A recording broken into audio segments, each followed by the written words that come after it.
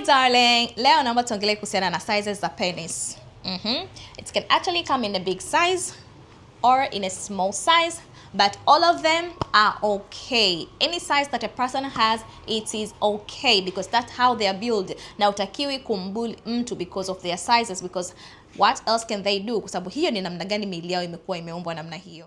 Kisayansi inasemekana kwamba sizes huwa zinaanzia kuanzia inchi 2 mpaka inchi 10. Inchi 2 I mean mpaka kuanzia hapa right here, as you can see, inaweza kuwa ndo size ya mtu, au wengine they go long way mpaka inchi 9 mpaka 10. Na kitu ambacho watu wengi watakifahamu ni kwamba when it comes to intimacy time, kinachomata sio size ya ndizi yako. Hapana, kinachomata is the chemistry that you have with your partner, the love that you have between you and your partner, but also unatumia vitu gani vingine. Kwa sababu nikwambie kitu, kwa wanawake hii size inaweza ikawa sio kila kitu, but how are you going to use it? Kwa sababu kuna wengine wana size kubwa na wengine wana size ndogo, lakini namna gani unaitumia kwa partner wako. So make sure that you know how to use your thing kulingana na wewe mwenyewe ulivyo. Una size kubwa au una size ndogo, but also make sure that you communicate with your partner and you have this beautiful chemistry ambayo itakufanya wewe na mpenzi wako mkiwa chumbani muweze kuenjoy kwa pamoja. Asilimia kubwa ya wanawake tunaenjoy sana ile michezo ya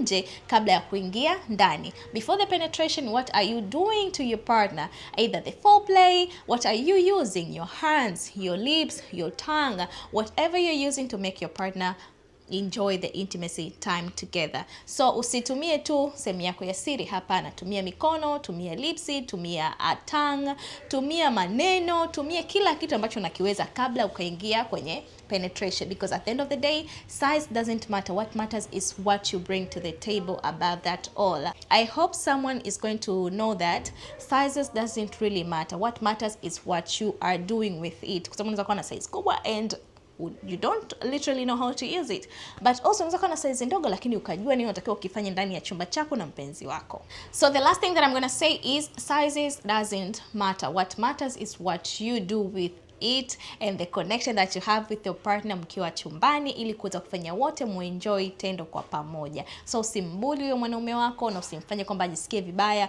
but as you as a man, make sure that you know how to use your part and how to use the other part of your body kuweza kufanya your intimacy time together iweze kufika in a maximum pleasure, because at the end of the day we are all doing this ili wote tufikie a maximum pleasure na wote tuweze kuenjoy tendo na kila mtu awe satisfied. Thank you so much for watching this video. Let's meet another time. It's a favorite girly love all time, and see you next time. I love you. Go enjoy your sizes. Mwah.